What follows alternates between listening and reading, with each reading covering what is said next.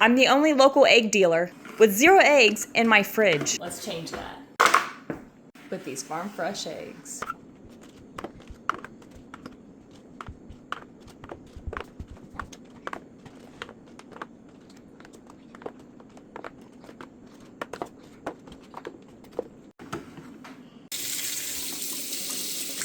I've had a few people ask me what's the difference between unwashed and washed. If you don't wash your eggs, you can keep them on the counter up to 2 weeks.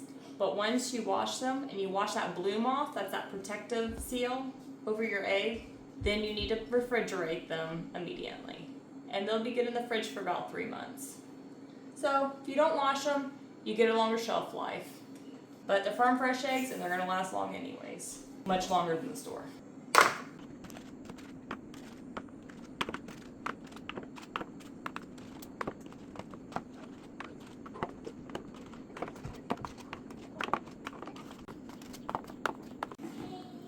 That's better.